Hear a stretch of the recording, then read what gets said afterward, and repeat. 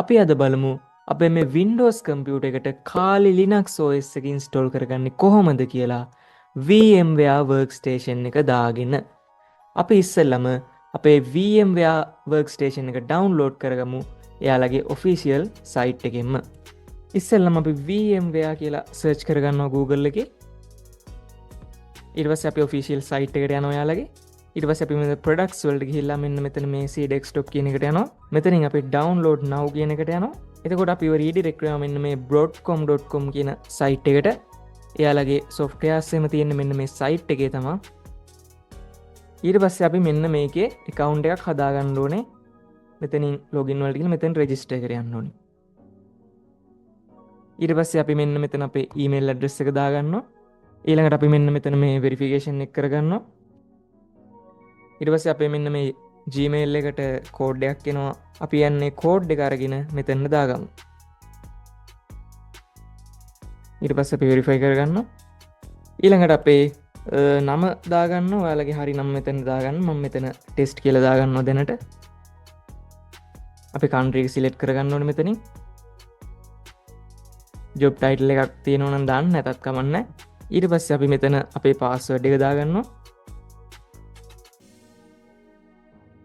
accept කරලා create account වලට යනවා. මෙතනින් I'll do it later කියන එකට යනවා. අපේ account එක දැන් create වෙලා තියෙන්නේ. අපි ඊළඟට මෙතනින් login වලට ගිහිල්ලා අපේ මේ username කියන තැනට අපේ Gmail එක දාගන්නවා. අපි account එක හදාගත්ත Gmail එක. ඊට පස්සේ අපි මෙතන password එක දාගන්නවා. එතකොට අපි යාලගේ මෙන්න මේ සයිට් එකට එනවා. එතනින් අපි මෙන්න මේ software කියන එකට ගිහිල්ලා VMware Cloud Foundation වල My Dashboard කියන එකට යනවා. ඊට පස්සේ මෙන්න මෙතන මේ My Downloads කියන එකට අපි යනවා. එතනින් මෙන්න මේ Free Softwares Downloads Available කියන එකට අපි යනවා. මෙතන අපි search කරනවා VMware Workstation කියලා. එතකොට මෙන්න මේ VMware Workstation Pro කියන එක එනවා. මෙතන ගිහිල්ලා මෙන්න මේ VMware Workstation Pro 26H1 for Windows කියන එකට යනවා අපි. ඔයාලගේ Linux එකක් නම් මෙන්න මේ Linux එකට යන්න. අපි යනවා Windows එකට. මෙතනින් මෙන්න මේ 26H1 කියන එක උඩ ක්ලික් කරනවා. මෙන්න මෙතනින් අපි I agree to the terms and conditions කියන එකේ මෙතන ටික එක අපිට දාන්න බෑ. ඒ හින්දා අපි මෙන්න මේක උඩ ක්ලික් කරනවා එකපාරක්. ඊට පස්සේ අපි මෙතන ටිකක් වෙලා ඉඳලා ආයෙ මේ සයිට් එකට ඇවිල්ලා මෙතන ටික් එක දානවා. ඊට පස්සේ අපි මෙන්න මෙතනින් අපේ software එක download කරගන්නවා. මෙතනින් company එකක් ඉල්ලනවා. අපි company එකක් නිකන් test කියලා දාගමු. address එකත් test කියලා දාමු. city එකත් test කියලා දාමු. state එක test කියලා දාමු. country ශ්‍රී ලංකා. zip code එකක් ඉල්ලනවා. අපි දාලා submit කරමු. I agree. ඊළඟට අපි ආයෙ මෙතනින් download කියන එකට යමු. එතකොට අපේ software එක download කරගන්න එනවා. අපි මෙතන download කරගමු. මම මේක කලින් download කරගෙන තියෙන හින්දා මම මේක cancel කරගන්නවා මෙතනින්.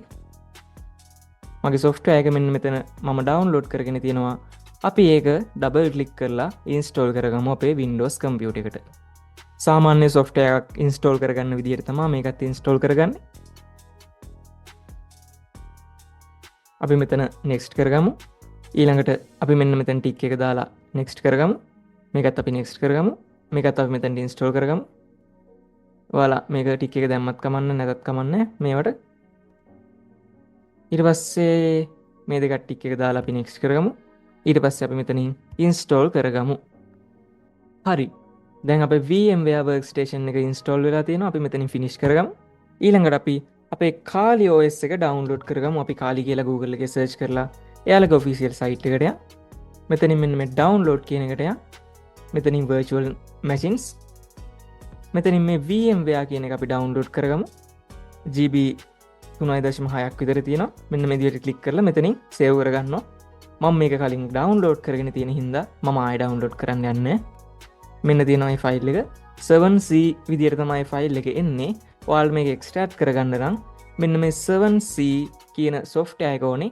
ඒක අපි download කරගන්නෙත් මෙන්න මේ විදිහට Google එකේ 7C කියලා සර්ච් කරාම එයාලගේ සයිට් එක එනවා. මෙතනින් ගිහිල්ලා මෙන්න මේක ඩවුන්ලෝඩ් කරගන්න තියෙන්නේ. මේ තියෙන software එක ඒක උඩ ඩබල් ක්ලික් කරලා සාමාන්‍ය software එකක් install කරන විදිහටම මේකත් install කරගන්නවා. හරිද? හරි. ඊට පස්සේ අපි මෙන්න මේක උඩ ක්ලික් කරලා right click කරලා 7zip වලට ගිහින් extract here කියන එකට යනවා. අපි මෙන්න මේක extract වෙනකන් ටිකක් වෙලා ඉමු. හරි. අපි දැන් අපේ මේ ෆයිල් එක extract වෙලා හැදුන මෙන්න මේ folder එක ඇතුළට යන්. මෙන්න මේක ඇස්සේ තියෙන මේ VMX කියන ෆයිල් එක උඩ අපි ඩබල් ක්ලික් කරමු.